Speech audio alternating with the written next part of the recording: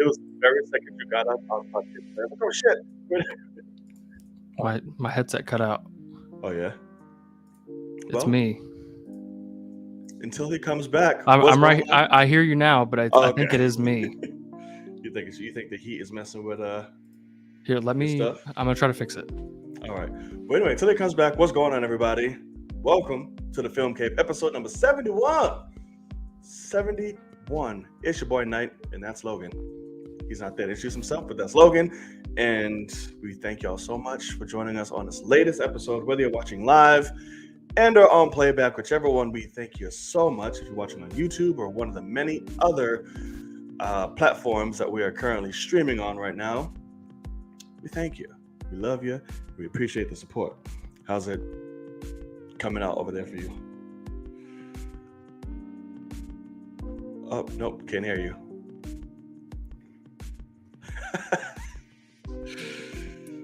We're having some technical... Wait, say it again? Now? You sound far as hell.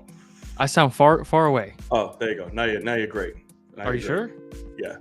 I didn't even change anything. That's okay.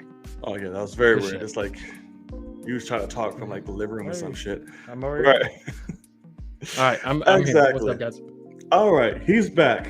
So yes, we have a quick show for you guys today. Yes. So let me just preface. So I've got my lights Yes. off. I've got my windows open. My AC went out. I guess that was Sunday, like midday Sunday.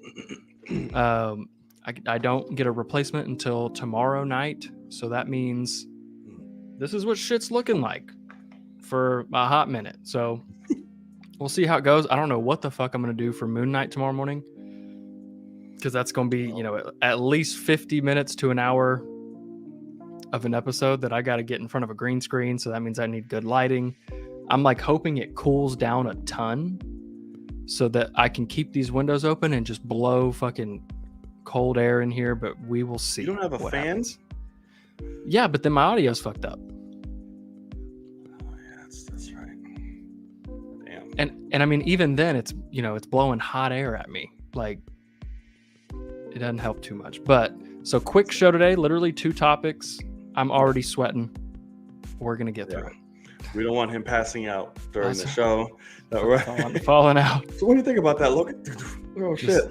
I don't feel good. Guess he hates it, folks. Right. But anyway, all right, let's get the show on the road. Like we said, quick show, 2 topics, 2 very interesting topics. That's correct. But only 2 nonetheless. Doubt a lot for out there in the world, but we'll do our best, to keep the show short. And of course, will there be a show next week? Yeah, right? No, there won't be. no show. I'm gonna be in Dallas Tuesday night at a hotel room, because we fly out 6 a.m. Gotcha. Wednesday That's morning. right.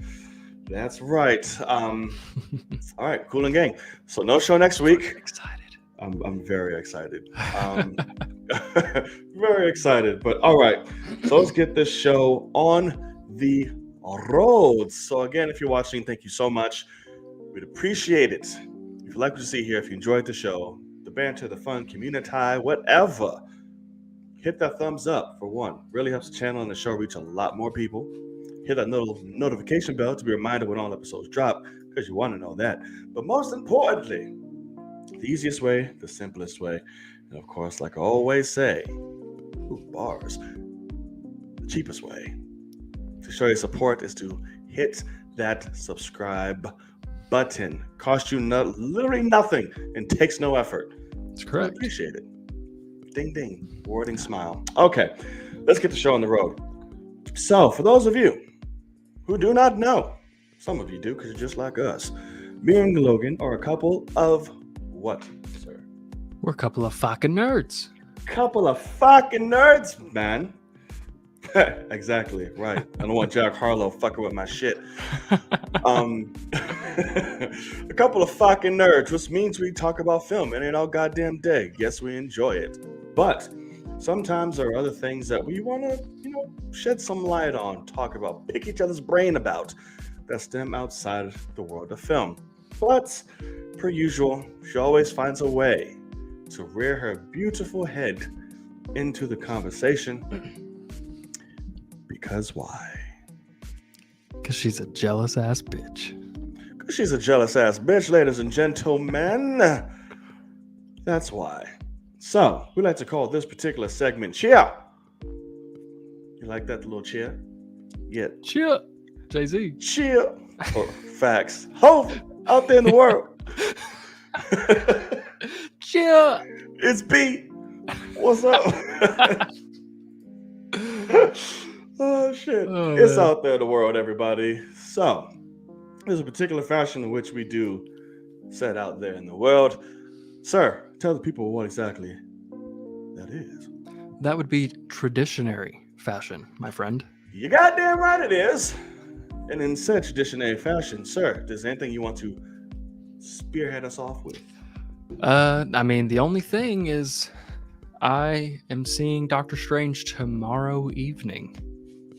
So just a mere 12-ish hours before other people, kind of. I'm a little sad because But a little behind from the others on Monday. yeah, I'm spoiled because like I am press, but because of the other girl that used to write for Dallas on my website, she basically fucked us over and we got taken off of Disney's like A-list of press. So I did not get invited to the press only screening yesterday. And I'm a little sad, but also it wouldn't have been IMAX. It's gross. And so it's like, I'm actually probably okay this time around. As long as I don't get spoiled in the next literally, 23 hours, I'll be okay. It's a giant fan plus press screening. So, Oof. there will be, probably a row or two of press people. And then the rest of that IMAX theater will be nothing but people that have waited in line for hours to see this movie first. So it is usually a pretty good environment. People will be going ape shit. And it's been a while since I went to a screening like this for a Marvel movie. So I'm definitely excited to see what it's about. Yeah, I'm very fucking excited. I cannot wait. I see it Thursday. Yep. I also see it Thursday at 3:00. So I'll Yeah, I see it know. again real quick. I know, Kenny. I haven't been watching shit. No TV spots. No nothing. no, Everything's definitely muted. That's why we're on that rant because dumb fucks all over the goddamn internet keep trying to post Right. thumbnails and shit. I'm like, what the fuck, dude? Yeah, crazy. So I'm just like, I'm just gonna Also, be on Marvel, what the fuck? Also, very much so. I mean, Marvel, are what you the fuck? serious? Like, you kept all this shit secret, and now you're gonna let stuff go? It Like, doesn't I make any saw sense to me at all. Glimpse of someone's like, oh my god, and Yeah. just saw that quick glimpse. I know what the fuck it was, but I'm like, really? Pisses me the fuck off. Yeah, It doesn't it's make any goddamn sense annoying. to do that. I don't get it. At So- all. You already have people, but whatever. Yeah. Okay. Well, speaking of superheroes, she's not exactly one, but she knows how to fuck with them. Miss Viola Davis is planning on coming back as Amanda Waller in her own spin-off show. So for HBO Max. Yeah. So I don't have a huge, like, if I heard the news, I'm like, oh my God, why the fuck? Like, I'm not upset. I don't need it, but I'm like, I'm not dogging on it either. But what gets me though, what brings up my intrigue of excitement, like, oh shit, okay, is who's writing it. Sure. Crystal Henry, who penned one of the greatest fucking shows of all goddamn time, is writing this in Watchmen. So I'm like, I'm very Really? excited. Yes. So that gives me very high hopes. I don't know what it's going to be about. It's going to take place after the events of Peacemaker, like her being outed and like what's going to happen. I don't see any. I didn't read the report yet. I don't know if you have it pulled up there or not, but I don't know if James Gunn is going to be attached, like producer, lease, or whatever. He's clearly not writing. Correct.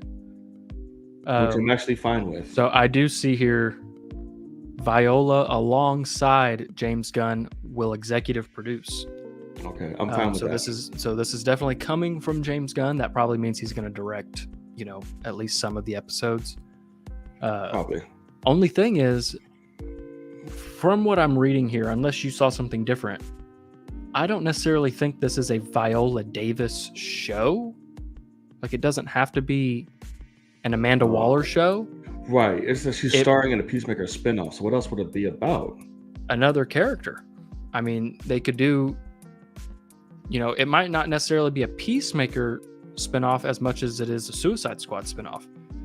Mixed with, I would probably guess it has to follow what just happened with Amanda Waller, Right. at the end of Peacemaker. And that's probably why they're saying that. But I'd be very surprised to do a full-blown Amanda Waller show. Right, because she says she's like to star in so I don't know. Because what I'm reading here is it says Viola Davis is in talks to reprise her role as Amanda Waller in an untitled HBO Max series. Oh, see, I'm on fandom here through Deadline that to star.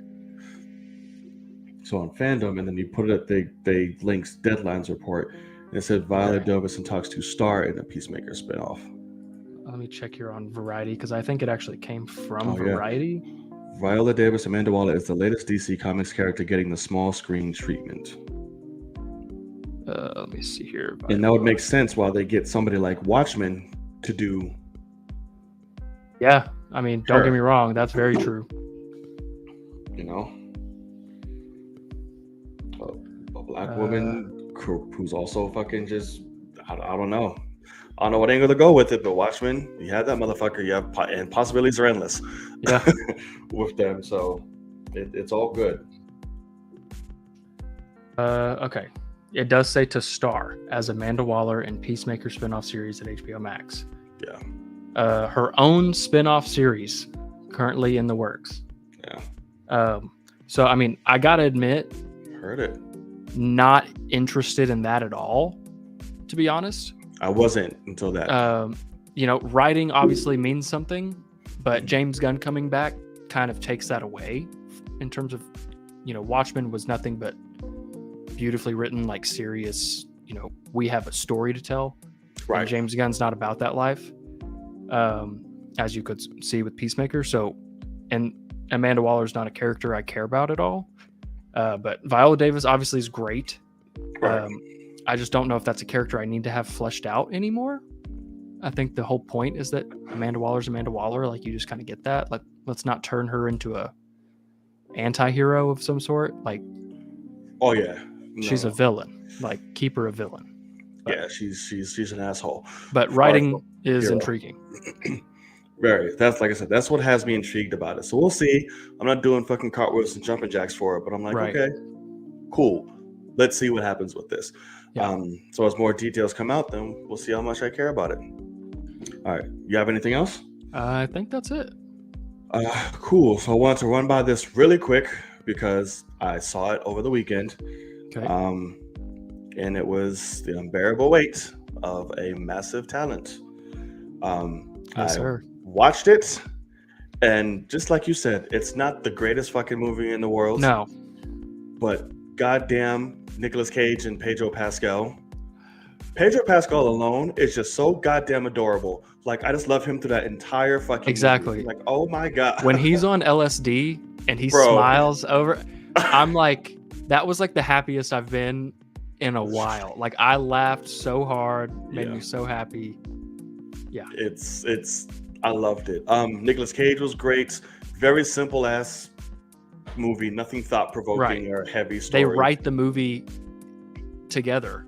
Right. As it plays out. Like, literally. That's purposely the point. Is like, because like my cousin was like, I kind of could see where things were going. And I was like, yeah, that was the point. Like, it's meant to be super dumb.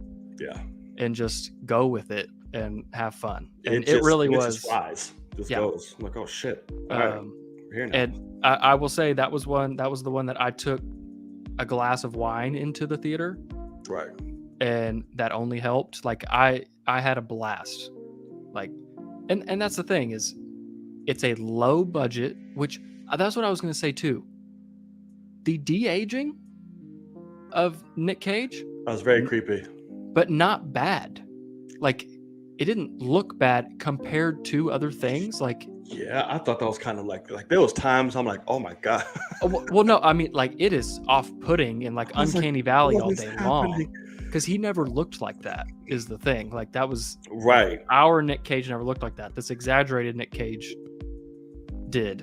And so this that's is what's weird. freaky. Like, if they had done oh god, now the name's gonna escape me, Raising Arizona Nick Cage, Right. like, Or even Face Off Cage, somebody. sure, but yeah, like the actual effects, though, like looking at him weren't bad. Having the dual, you know, like they're sitting there talking to each other, having to act off each other, it worked. Like, I was actually pretty surprised by that because of how low budget the movie obviously is. It was fine in darkness. Yeah, But the shit was light, I was like, ooh. Yeah, I mean, the whole time it's uncanny valley all day long. Like, it's off-putting, but it's meant to be. So yeah, I had a blast with that movie. I'm glad you saw it, thankfully. It was a great time. It was a great time. I love Nick Cage. I love Pedro even more now. Like, you just can't get enough of him at all. He's just, I just want to hug him every time I see him. Just come here. Just give me a hug, dude. That's it. Yeah. So go check that movie out. If you want a good time, have a few laughs, check it out. And shout out to All at Once for still killing it in the fucking box office and getting better and better. Yes. Okay, cool. All right. And yes, I saw that Zac Efron wants to be in Marvel. Cast him as the Human Torch. Yes. Oh, you want him as Human Torch, really? Oh, yeah. If they do a Fantastic Four, that's him all day. Be Torch. Really? Be Torch. Yep. I see him too bulky as Torch. Oh, not at all. Put him in that suit because he's lean bulk. Just do like that and just fly off. His upper body is fucking swole as shit. I don't say swole as shit. He's lean. Like, he's kind of like he has no like fat. He's just lean fucking muscle. See, like, he's literally like one of those sticks you study at school. I would have to see it, but I'm kind of on the train of Wolverine a little bit. Because you have to sell the fuck out of me on that. That's what I mean. Is like, I've never seen him do like a brutal, like angry role like that. But the motherfucker's hairy as shit. He is super tiny, but swole. Lean, swole, I guess, like, if you want to say that. Like, you can just see the muscle definition in him. I just think his upper body's too big for Johnny Storm, but I might be basing that more off of Chris Evans' Johnny Storm than, you know, being comic accurate, things like that. I just see him as a slimmer guy. But I guess that could be Mr. Fantastic goes slimmer, but if, you know, people still think Krasinski's going to be that, then he's not slim. So, I don't know. Interesting. Right. Same. I mean, but those are two different acting ranges, levels, and Hugh Jackman is too big to be Wolverine. He just made it iconic anyway. Like, right. And they're not on the same acting level at all, but we'll see. Just like a Baywatch. Yeah, I know, but Zach, I've always been a Zac Efron, like, I think he'll win an Oscar one day when he gets his chance. Like, really? I actually think he can really fucking act. That's a huge okay. Yeah, like I legitimately think he's fantastic. He's similar to Pattinson, where he was High School Musical. I mean, so like he had to get out of that. He also chose roles that didn't help. That's correct. He has a shit agent. That's correct.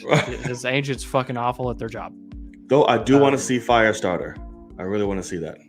I just got word that press screenings, like they were sending screeners the day before release, which is like unheard of. Like usually, like if a press screening in person is the day before, that's a bad sign. But screeners that are like emailed to you as links, those are never the day before. So that is a god awful sign. But I was excited for that movie. Yeah, so we'll see. Same. We shall see. All right, so that's going to do it for Out There in the World. If there's anything you feel like we missed, I don't know if we'll have an end of the show tonight to dedicate for you guys. Like I said, I don't want to kill them. So save anything for next week's, the week after show.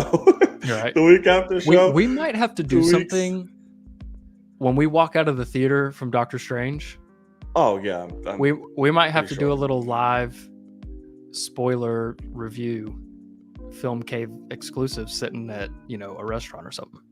we'll figure it out. Yeah, We for will sure. figure it out. All right. So let's get into the main shit of the evening. The main shit. The main shit. Y'all, this has been, I guess, a long time coming, if you want to call it, or there's no surprises here. There's nothing but apparently Vin Diesel then just flipped his shit. So we all know not too long ago, Mr. Justin Lin said, "Fuck this, I'm out," for Fast X, immediately into production. Yeah. Everybody's like, what the hell is happening? They're What's going one on? weekend. Right. Like, what's happening? People are guessing, Vin Diesel or something else, creative differences, yada, yada, yada. Last week's show went down a slew of things on what that could possibly be with the Paul Walker stuff, with all this, like everything. And I'm like, listen, I'm pretty sure Vin Diesel's in that bitch saying, you know what, we need to work on this. I'm the world's greatest writer. Here's what we're going to do. So, shortly after that, we get an announcement. Hey, Louis Leterrier, or whatever the hell, is going to be directing Fast 10. Before we go any further, I just want to state I am not happy about that. Really? That is not the choice I would have went with, but I guess it was costing them, what, 30 mil? Like every fucking 2 seconds to keep this shit going. They're apparently losing $1 million a day. Yeah. Keeping everybody there. Yeah, it's a lot. So Louis Leterrier, I don't know, I can't even tell you the last movie he directed and when that was. Oh, that's exactly what I'm looking up at the moment. Give me a sec. Right. He has some films Now that... You See Me. Oh. Sure. Oh, wait. He's done The Transporters. The Brothers Grimsby. Yeah. Just how amazing. I know he did Transporter 2. He did, which wasn't fucking great at all. But he did The Incredible Hulk. He did The Incredible Hulk. Yes, he did. Millennia ago. Yes, he did. His last movie was, 2016, Brothers Grimsby. Dear God. And Now You See Me 2. The Takedown that nobody saw. That's 2022. Now You See Me 2 was not him. Oh, no? Just the first one. Okay, because listed here. Okay. He did Clash of the Titans, which I did not hate. But I don't know. He did. He did both. No, because he didn't direct the second. He didn't direct the second one? He didn't direct Wrath. Did he direct? He didn't direct either of them. Sure. No. What? It says They said- Desmond Davis. Clash of the Titans? Yeah. Okay, wait, maybe you're right. Yeah, he did direct it. I'm like, I know, I'm not tripping. Okay, got you. But he did not He direct. didn't do the other. second one. No. Yeah, okay. Jonathan Lesbian did it. Him. He did do Unleashed, which was fucking great. I loved it on Unleashed. Criminally underrated film. But look, So you're not a fan. I'm not a fan, but sell me on it. I'm just gonna have to see it because, like I said, it's been a minute, and he's not exactly known for gems. So we'll see. What do you think? I mean, he seems like a solid director that can come in and actually direct the movie. Is kind of Right. It's what I said last week. They need a director that's not currently working. What is that? Someone's blasting fucking Puff Daddy outside. Oh, good. Fucking missing you. But they need a solid director that's not working, that can come in and look at the script and put it on the screen. And I would probably guess it's not the worst choice you could have found, because I'm sure there were other guys that weren't working at the moment. No. But also, he's done The Incredible Hulk. Clash of the Titans was a pretty big movie. But like, I'm gonna guess this is a monstrous movie, being part one of the finale of this insane franchise. Now, is he doing both? They said it. I know there's no telling. There's no telling. I highly doubt that's even been spoken about yet. They just needed somebody to come in and roll the camera. Because they're filming the shit back to back. Yeah. So maybe they'll see how he does and maybe get a new deal, or they're talking to other people at the same time. But it's a super interesting situation. So I did want to go over the quotes that came out that are, Justin Lin apparently talking to a source. Oh, I was just about to get to those too. Yeah, absolutely. So, I mean, is it confirmed that he said this stuff? Probably not necessarily, but I'm going to guess. I'm pretty sure he said this shit. He said this shit as well. So first thing was Justin Lin talking about Vin Diesel's behavior. Right. Because he left from him being difficult. It says Diesel shows up late to set. He doesn't know his lines and he shows up out of shape. Right. Which is, I mean, to your leading man, that's also causing other issues. That's a little tough. And right. The second quote here that came out, was that today that came out? Yesterday? Yesterday. Script rewrites from Universal and Vin Diesel reportedly further convinced Justin Lin to leave Fast X. After one last major disagreement with Diesel, Lin walked away saying, "This movie is not worth my mental health." Yes. That is that's a damning line right there. That's a lot. Yeah. And the irony, this came out on The Rock's birthday. God, he was laughing his ass off. He is. And sometimes it's moments like this, I wish The Rock was messy. Just be messy here. I know, man. Just give it to me and just go back to being the classy Rock after. Or because I want to know. Oh. Just for damn sure, The Rock works more than anyone else.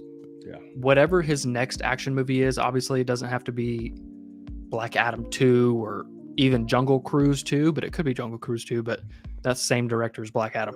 So I think he's buddy. But next whatever action movie, go ahead and get your boy Justin Lin and just that's all petty you gotta be. That's all you gotta be. Just like make a movie with Justin Lin that makes more money than the Fast movie, which will be tough. By the way, I don't think that's gonna. But so it depends. If he does get him for Jungle Cruise 2 or Black Adam 2, that would be possible. So I don't know. We'll see. What did F9 do? Oh, it was pandemic. Why isn't it? Correct. So it doesn't count. But it also did a lot of money still. Right. So that's the thing. I mean, people go see these movies. Because I don't know if it was the same. Because F8 did $1 billion. If 9 didn't get hit in the pandemic, real quick, do we still think it would still hit $1 billion? Because right now, Fast movie has been like fucking $1 billion club now. So it's like, I don't know. So F9 made 726. Yeah. So an extra 300 from, not being in the pandemic, I think is pretty solid. And this is the conclusion. I think it's going to hit $1 billion. Again, I think it is. I agree. So yeah, I'm very happy for Justin Lin to know that, because if you have to be top tier level fucking asshole to have the man who literally built this revitalization of a fucking franchise with you. Sure. And it's like, I'm getting buku amounts of money right now. None of it is worth it to be right here with this man. I am out. Like, that is crazy. Yeah. And it's not surprising to me that he's showing up out of shape and all that shit. All of him was CGI'd slimmed down in F9. All of it. The fucking jawline. I remember saying, I was like, why is he so just blurred right here? Because he needs to. Yeah, he's not. Like he's still in shape. He's not working out. Yeah, correct. He's not. Like I said, years ago, he was like, "Oh, the Toretto diet is weights and beer." I'm like, "Oh, okay, do you? That's fine, but still, fucking look the part. Nope, CGI here." I was like, "This is so off-putting because it's dangerously obvious." Especially when they have him beating ass on like John Cena. Right. Talking about the guy that like Okay. could not be more sculpted. Right. Like that's probably why they kept a fucking shirt on John the whole movie, is because Right. there's no way. It's just like The Rock. Okay, You leather can't jackets and pretend- long sleeves for you, buddy. Yeah, you cannot pretend like Vin Diesel's going to kick his ass. It's just not going to happen. So you can't at all. So I'm just like, it's sad that this is going on now. We'll see if anything. You think anything else more is gonna like come out? honestly, no. I think this will now go relatively smoothly. I don't see Justin Lin being the guy that's like going to publicly come out and say anything. We could get some more things. But honestly, I think that this is now going to, be a spot where Universal probably just saw these quotes come out and said, "Hey, Justin, we're going to actually keep half of your contract for this movie intact, keep you as executive producer, give you a many $1 million salary for this. Let's just go ahead and keep hush hush from now on," kind of thing. Because there was reported that he was staying on as producer though when he left originally. Well, but that's how, Spielberg's a producer on Jurassic World. Like, he's not actually gonna be there at all. Like, that's what I'm saying. He's just collecting. Yeah. I think he's just, that's just how those Hollywood things work. He's gonna get credit in some capacity, but right. Yeah. And it's funny because now everyone's sharing that damn video. I said that last week. I was like, when he posted that shit with him and Justin looked fucking miserable. Yeah. Now it's everywhere. Everyone's posting, "Oh my God," the whole time. Yeah. How'd you miss it? So we'll see. Tyrese, where your bitch ass at? You're so vocal about The Rock and everybody else doing it was dirty. Well, that's the thing though, is it takes one Vin Diesel comment to apparently rewrite this movie and kill off somebody, even though the whole joke of the last one was, hey, they don't fucking die. But like, I could see, like, I'm honestly very surprised that this is who Vin Diesel is. Like, but slowly with The Rock, we were talking about this kind of stuff. Like, he is a public manipulator. Right. He's got beef with you. He's going to call it out in public and say, you're not going to say anything in public. You have an image to keep. And that's fucked up. Honestly. So we'll see what happens. I think this movie's still going to do very well. Oh, yeah. But I would love for somehow, some way, this to come out and really hurt the franchise a little bit. And maybe Universal starts looking at Vin and saying, hey, man, what the fuck are you doing? But also, I kind of just see them saying, we've got 2 more, cash out, and we're done. So I don't blame them with that either. It's not going to hurt the film at all. Yeah. Unless, like I said, shit gets really bad and some shit we don't know about. Right. Because everybody else is still attached. Nobody said anything. Nothing's happened to Vin Diesel. Hasn't said anything, obviously. Which usually he's on it. So we'll see what happens in the upcoming weeks. Yeah. But so far, everyone's still here. Everyone keeps talking about Jason Momoa with Amber Heard. I've not seen that. So can you text that to me if you have a video or something? From what I understand, he liked a post about removing her or something. Oh. So I wouldn't say he's, advocating doing for much. It. Yeah, but he's not doing what he should be doing, I guess is what I could say with that. But right. Instead of like put a pause on telling people to buy plastic and shit and be like, hey, fucking cancel this bitch. All right. Anywho, all right. So we'll see what's going to happen in the upcoming weeks. Now they're going to start filming again. So we'll see what happens. Now, if Lewis, if he steps on set and a week later, he's like, yo, no. That would be fucking hilarious. That'll be ridiculous. Then you might start having problems. Yeah. But we'll see. But like I say, he's doing nothing else. So right now he might just suck it the fuck up. Yeah. And take it. All right. So onward to our main topic of the night. So if you made it this far, again, hit that subscribe button. We really appreciate it. We appreciate the love and no sweat off your back besides good quality conversation and fun and bullshit. All right. So the latest episode of Moon Knight has dropped, and good goddamn. Good goddamn. Good goddamn. Basically, this is just one fucking therapy session. Yeah. That's all it is. This entire episode, we dive deep into the psyche of Mark and Steven. All of them, both of them. Find out his upbringing, abusive mother, how he became Moon Knight, all the shit that he's done because they're on this boat with Miss Hippo, just taking them to the field of Reeves and judging them. Right, and judging their hearts to see if they're worthy of eternal just fucking bliss and loveliness. Yeah. So along the way, they have to confront, they have to tell each other the deep and darkest secrets. They have to be unified as one to be whole. So that's basically what we get. Mark sheds his entire backstory, abusive mom, his time as a mercenary. Steven find out the truth about him and where he came from and how he came created. To be. Yeah. That's literally the whole fucking episode. And then as of now, it looks like R.I.P. Steven. We done lost him. Which really fucking sucks. Yeah. Because you don't realize how truly attached you are to him. Because he's such a lovable character and completely opposite because you spend most of it with him. Yeah, of course. Until as of recent, and he sacrifices himself on it, kind of, but still he went to go save him and it costs him his life. I don't know what's going to happen from here, but bro, I loved this episode. And the more and more I watched it, the more and more I see other people react to it. I'm like, I just really fucking love this episode. If Oscar Isaac does not get at least a consideration for a fucking Emmy, highway fucking robbery, because he was brilliant in this. I felt it all. I was like, holy shit.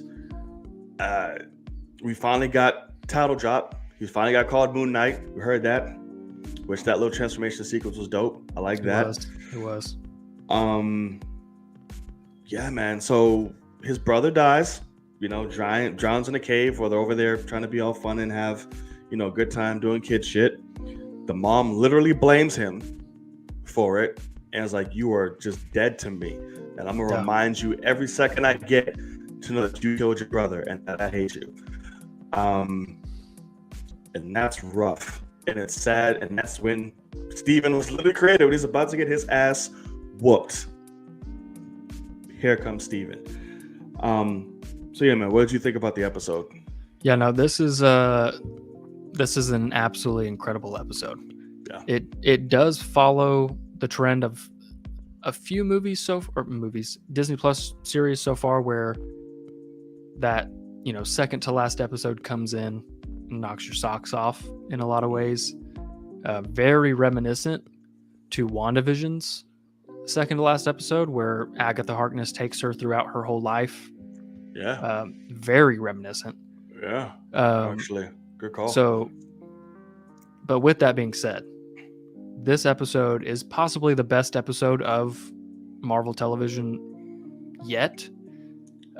I'm fighting to see. I'm fighting. It's definitely up there for me. That's the thing, yeah. Because I still love Loki so much, so that's my problem. But I'm just hoping that this episode this show doesn't also follow the trend of the finale doesn't really live up.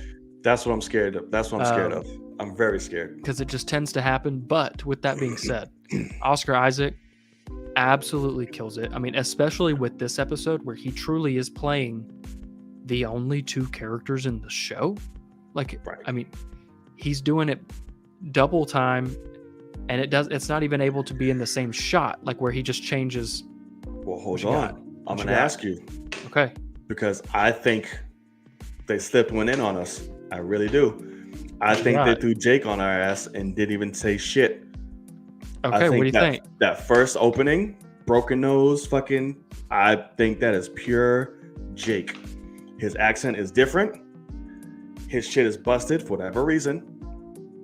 And I don't know what it is, but when he's there and that broken nose person, his eyes are so goddamn black they're not even the same as Oscars at all, or Mark or Steven. So I'm like, I think they slipped fucking Jake under here. He's Sure. very Boston, New York fucking accent too. I'm like, this not Mark.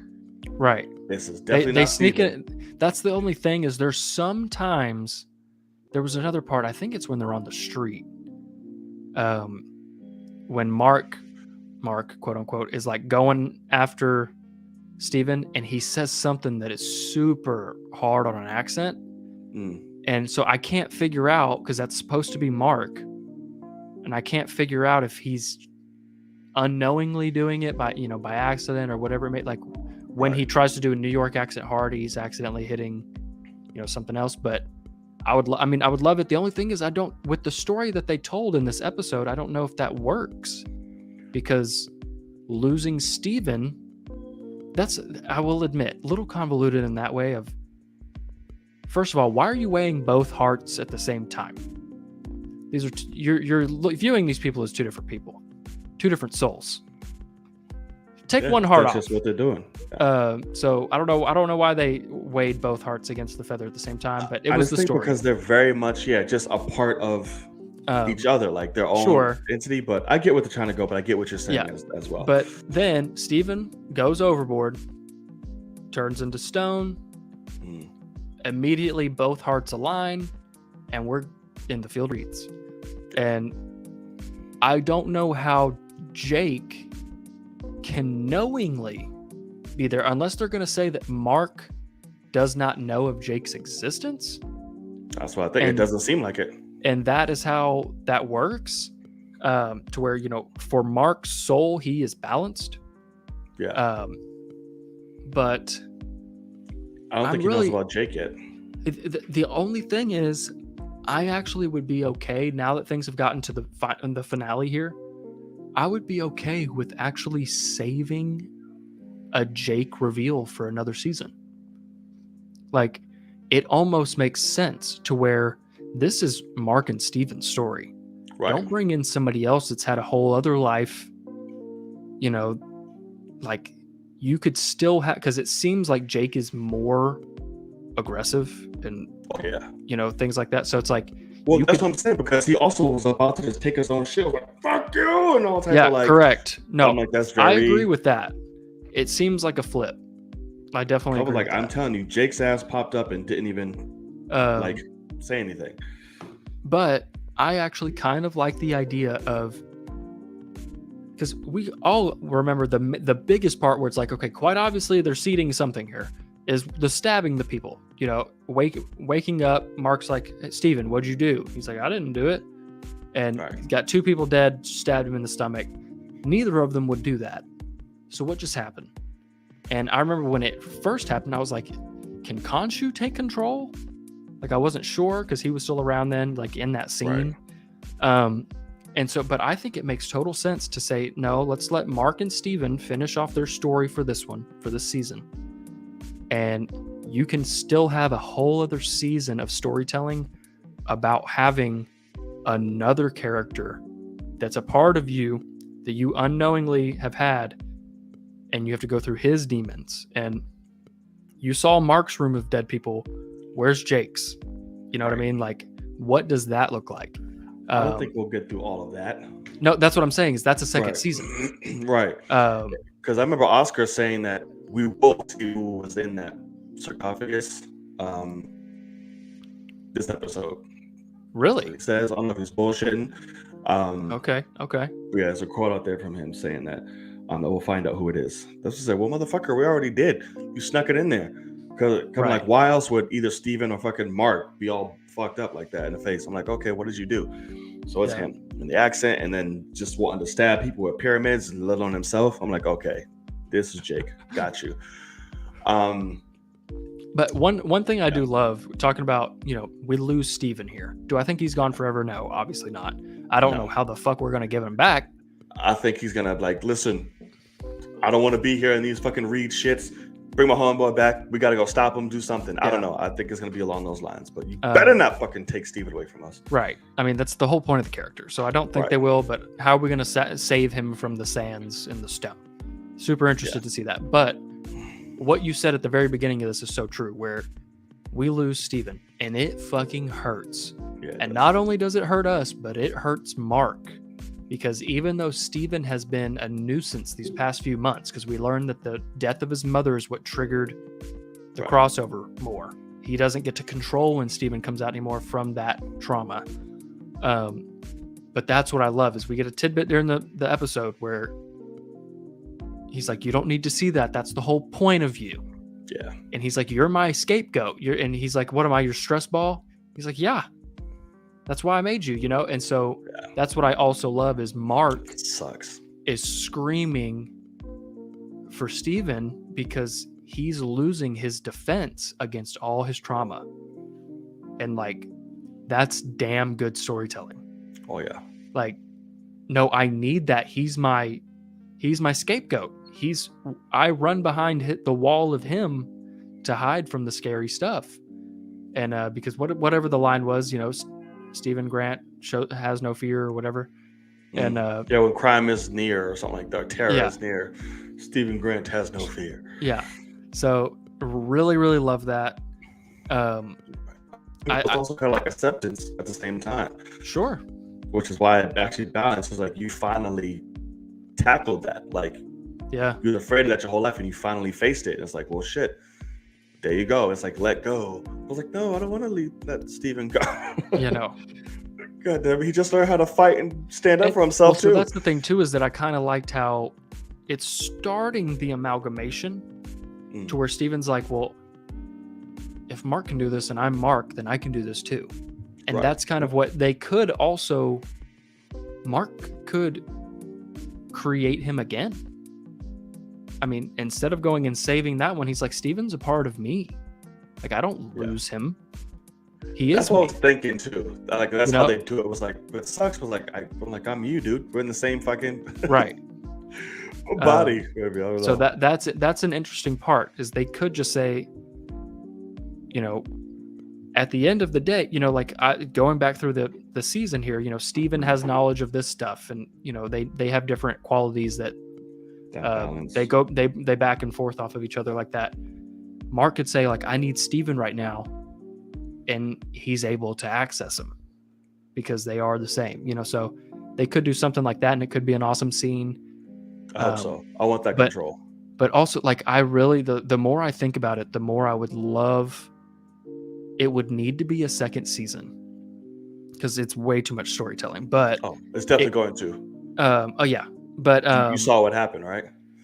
With their I tweets heard- and all that. yeah, I heard there was something that basically confirmed it, but I didn't read up on They everything. let it slip. So basically, it's nothing huge, but it was like little, like, oh, y'all slipped up.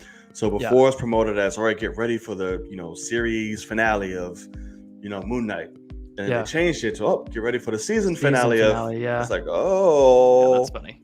little telltale, you fucked up, but we're here for it. But I really like the idea of doing something similar to like the Hulk in Bruce Banner scenario, and Jake Lockley shows up. We get to meet him, and the whole point of him is he's like, no, this is my body, and everything he wants to do is kill Dr. Jekyll, Mr. Hyde. Mark and Steven. And it could be so goddamn good. Like, it really could. And if that's the case, you remember me telling, like, the whole the thing that I might have spoiled for you last week, the comic strip where they all come together and smash Khonshu's head. Yeah, But like, bitch. that could be end of season 2, because Khonshu could still stick around and he could be on Jake's side. Like, no, I like Jake. Like, Jake does the dirty shit that I need him to do. He crushes so it windpipes. And so, yeah, exactly. He stabs children in the stomach and crushes windpipes, So I could see it being a season of Ooh, a little inner conflict. obviously what Kenya is saying is true. This episode was also great because there was no Layla, but Facts. it would be Layla, Steven, Mark versus Jake and Khonshu. Could be fucking awesome. So how would they fight? Well, it's yourself? all internal, it's just it's the whole kind of thing, So it's what happens with Layla whenever she's walking around with Mark or Steven and then Jake comes out. I mean, where do we go there? So it could be We have to go to interesting. some dimension or some shit where you can have all three of them just Well, walking around. I mean, we already just did, so it's Oh obviously yeah, possible. yeah. So I could see that being a cool idea. I don't know how to execute it. That's the whole thing. But Right. I think, like, I really think one thing, like, somebody did say this, and this is kind of true for me as well. Like, I don't get excited for Moon Knight because he could be R-rated with the action. I get excited for him because he's such a complex character with the multiple personalities and things like that. And I think they kind of, leaned the wrong way for the Hulk, I think, where they started off cool, where it's like, oh, this back and forth, they hate each other, this is a problem. All, Banner wants to do is not be the Hulk, and all Hulk wants to do is not be Banner. And I don't think they did it for long enough, and they eventually just went, we got to get to this end point. Got to get to the end game. Yeah, smart him up, get it, let's get going. Got to finish the story because he's an OG. But I really think it could be smart to take your time on this and have that inner conflict between all of them, and Khonshu's just pulling the strings. Like, I want this because whatever the outcome of this is the best for me. Right. So whoever wins out of these three is the best for me. So I could see that being a really cool situation. I just thought about this in the middle of it, which further confirms as Jake, because Jake's most popular kind of like comic shot is him all fucked up with like the patch over it for his like broken nose. And that's the first time we see him, is fucked up, broken nose. I was like, ooh, I just realized that in this conversation. I'm like, haha. Dope. You didn't fucking get me all the way, Marvel. It's very dope. Right. So, okay, I'm here for it. I'm very excited how tonight closes. I didn't get spoiled, but I saw scrolling a really quick GIF in like the 2-second like headline on top. I'm like, oh shit, keep going, of what happened. So that'll be interesting. Okay. Yeah, I'm like to see how that's gonna play out. And it was from Marvel, so it's not like some jerk off did it, but I'm like, okay. Right. So yeah, we'll see. I'm very excited. Can't wait to see which direction they go. This better be. They need to make their finales like 2 hours. Like this. I mean, I think they could do what they need to do in an hour. I think it's possible. I know, but they have a lot to try to. Well, I mean, do they really? Because I really see it being a situation where the only thing is Layla has to go break Khonshu out. Yeah. And that's gonna be the worst part of the episode. Well, how the fuck can she do that? She can't walk up into the spiritual thing. They're writing it that way. She has to be summoned. She has to be summoned, and there has to be a reason for her to do that. Yeah. So it's like she can't just walk up in that bitch. So it's like ancestral. Like it's whole. I don't know how she'll do it. Well, but they did hint in this episode, like they were asking the Hippo God, like, you need to tell Layla to go get Khonshu, so maybe she can help. That, maybe she can be the summoner. Maybe we'll get a little 2-second Layla Hippo avatar.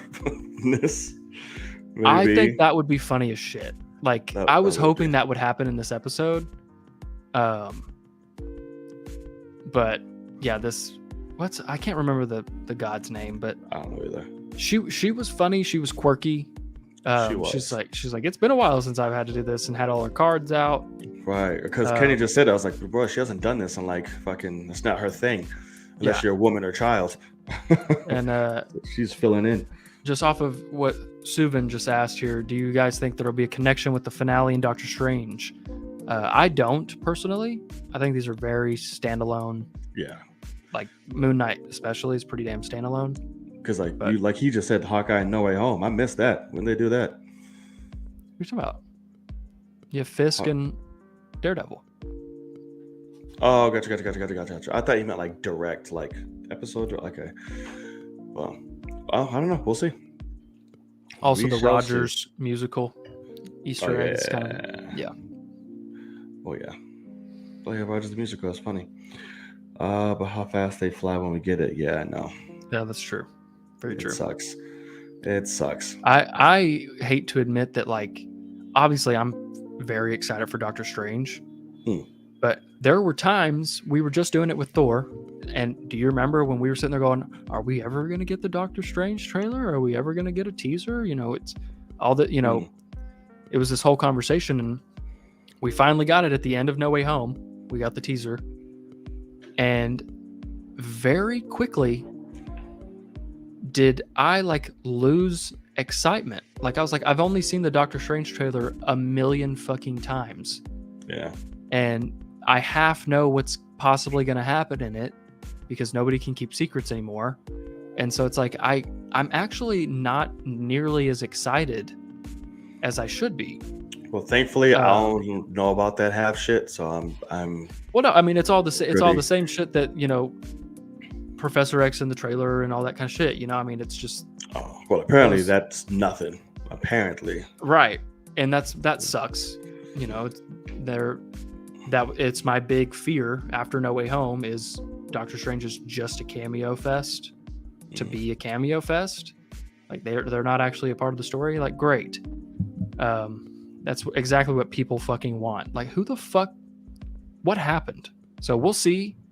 But I will admit my expectations have lowered after last night's premiere. Yeah. She's still there, as long as I'm not spoiled. Right, that's the thing. I didn't read much of anything. I read 3. I read Frosty's when it came out. I didn't read shit. Well, you knew that wasn't shit. So that's all I'm kind of hinting at. But basically, I read 3. The first one I read was that it's not cohesive, and then the literally one down it said a lot going on, incredibly cohesive, and I'm like, what the fuck? Like, okay. So I'm like, okay, 50-50 on that. Now it doesn't even matter because who knows how I'll feel? Because obviously 2 different people that were good enough to go to the premiere, you know, see it differently. So that's something. But I don't know. I'm nervous because it's a lot going on, man. So we'll see what happens. But we'll see. I'm not worried. We'll see. I'll worry when there needs to be. I'm worried because I was disappointed in the last 3 Marvel films. Like, in some capacity, I've been disappointed, especially with Black Widow and Eternals. Oh. But then even No Way Home had a lot of things that could have been better. So that's what I'm nervous about. Like, I'm actually scared that I'm starting to become one of those people that, like, am I going to lose fandom in Marvel and just go to DC because they are doing the more serious, better movies?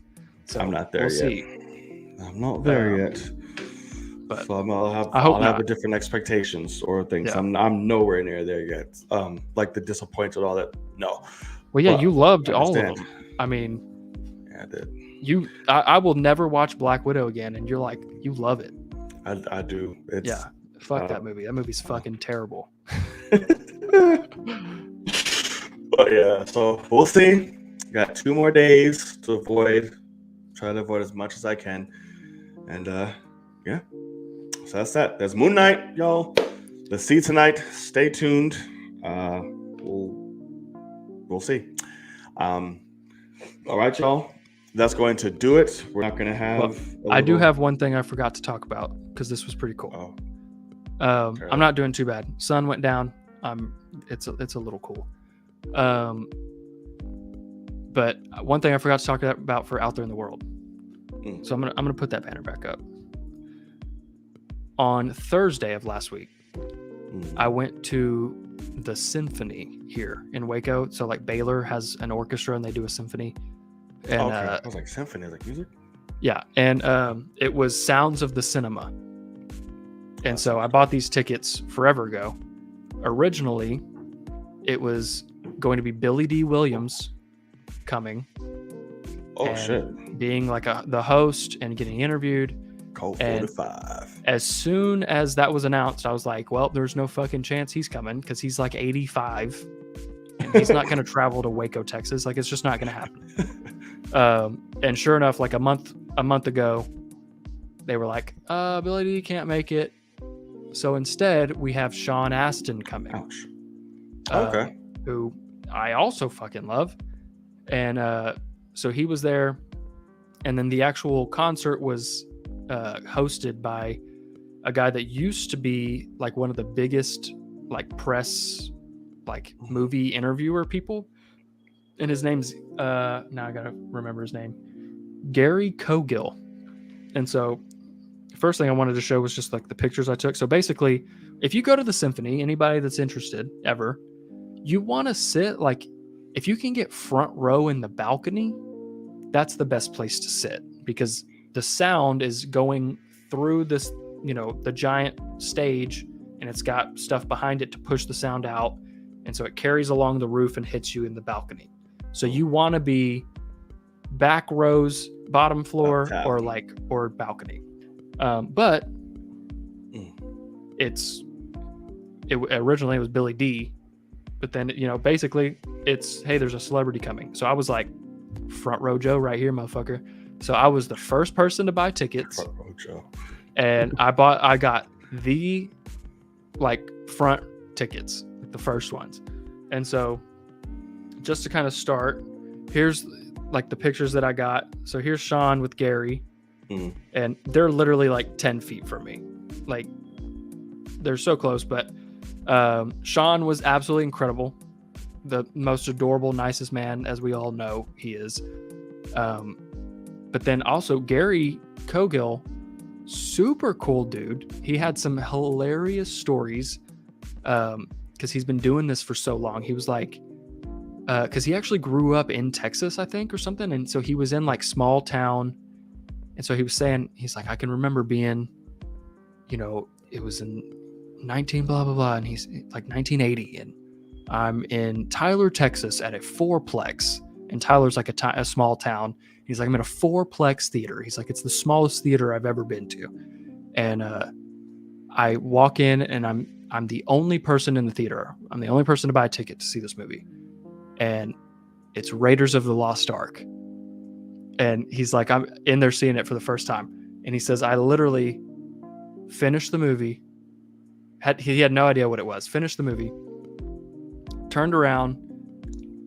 And because I was the only person in the building seeing movies, I couldn't sneak. And so he's like, I had to walk straight back to the ticket office. And by the next showtime, I went straight back in and watched it again.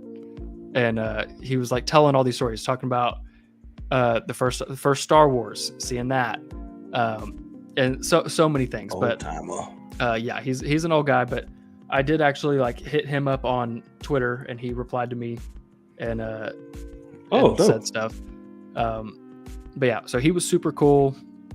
And you know, in terms of the music we got to hear, we obviously got Lord of the Rings because Sean Astin. We got Rudy because he's Rudy. Okay. We also got the Goonies because he's Mikey in the Goonies. He's the main kid. Hilarious stories from him on that, because what they did is every time it was a movie, it was a theme from his movie, they'd bring him out, interview him about it, and then let him sit like in the chairs right in front of the orchestra, and they'd play the song to him. And then he'd go to the back and come back out for another one. And so like Goonies, he was saying like, that was my first project, the first thing I ever did. I got the script, and he's like, I really didn't want to do it because I was nervous to do it until I got to the very end of the script and realized that I get to kiss the girl. And he's like, I was 13 and I'd never kissed a girl before. And he's like, I immediately said yes. He's like, I was like, oh my God, I got it. I get to kiss the girl I'm in. And like, it was so funny him telling those stories and motivations. Yeah. And because that movie was directed by Donner, you know, so he was telling stories about him. Super cool. I mean, it was awesome. But the last song they played was the opening theme for Star Wars. And that shit right there fucking made me emotional.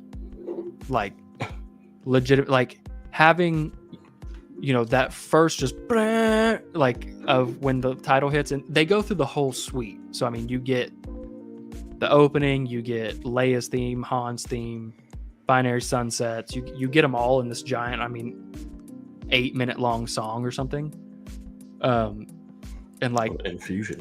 Yeah, and like Hannah walked down to the Leia theme. So like hearing that was the first time I'd heard that since that day, and just like all this stuff, it was just fucking incredible. Because also John Williams is the greatest composer ever of all time, most iconic by far, not even close.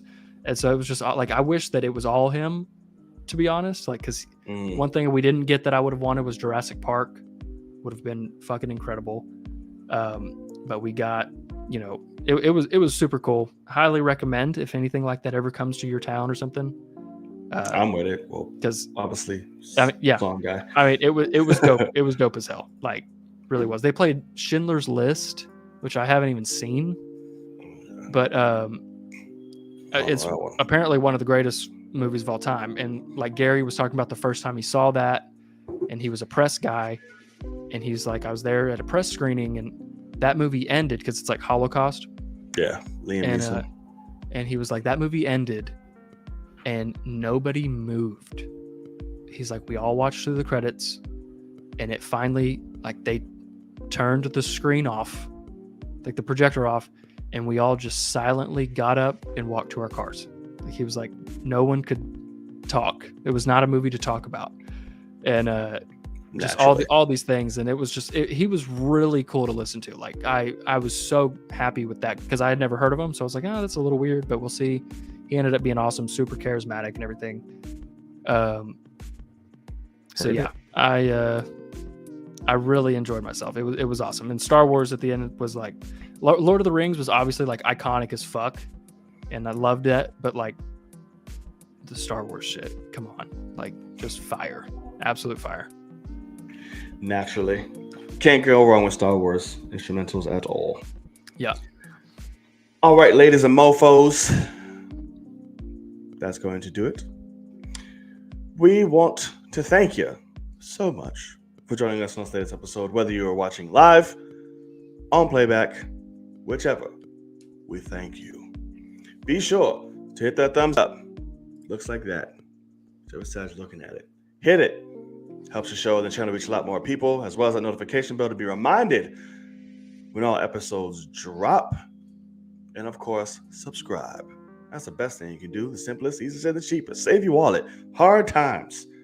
Do something free for the good of humanity. There you go. Bars. Should be it. That should be a lyricist. Anywho. So Logan, tell the people where they can find you. What you got going on?